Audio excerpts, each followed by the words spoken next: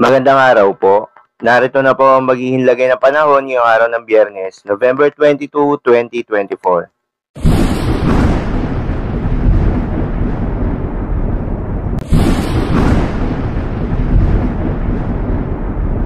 Sa kasalukuyan na tayo sa pag-asa, patuloy na nakakaapekto itong northeast monsoon o hanging amihan sa may extreme northern Luzon.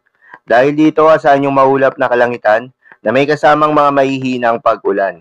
Habang easterlies naman o yung mainit na hangin galing sa karagatang Pasipiko, ang nakakaapekto naman sa nalalabing bahagi ng ating bansa. Dahil dito asahan yung maliwalas na umaga hanggang sa tanghali. Ngunit pagsapit ng hapon o gabi ay asahan yung mataas na tsansa ng mga pagulan o thunderstorms.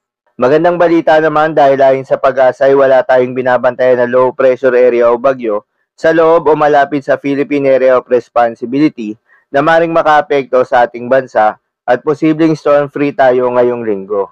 Para naman sa ating long-range forecast at pinapakita ng forecast model na ating ginagamit, may mga namamataan na pamumuo ng sama ng panahon sa huling linggo ng buwan na ito at unang linggo ng Disyembre.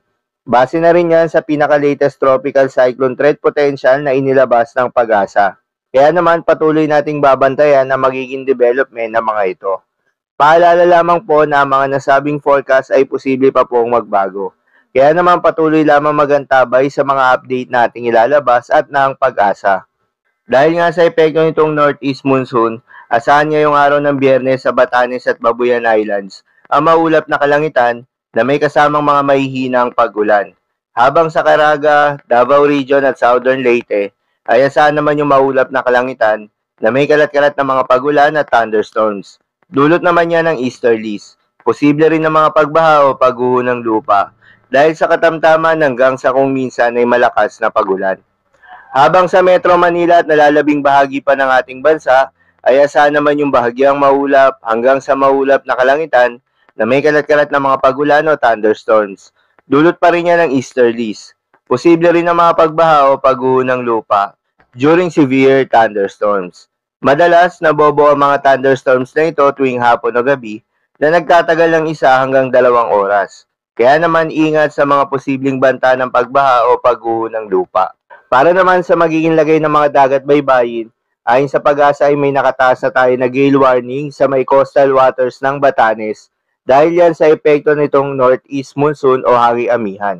Ayon sa pag-asa ay huwag munang pumalaot yung mga kababayan nating mangingisda at yung may mga maliliit na sasakyang pandagat dahil inaasahan yung maalon hanggang sa napakaalon na karagatan. Habang sa nalalabing seaboards ng ating bansa, ay asahan naman yung banayad hanggang sa katamtaman ng mga pag-alon. Dahil dito, pinag-iingat pa rin yung mga papalaot, lalo na kung meron tayong offshore thunderstorms activity. Asahan pa rin yung tsansa ng malalakas na hangin at kaakibat nito ang bagyang pagtaas ng mga alon. So yun lamang po para sa lagay ng panahon ngayong araw ng Biyernes. Keep safe everyone!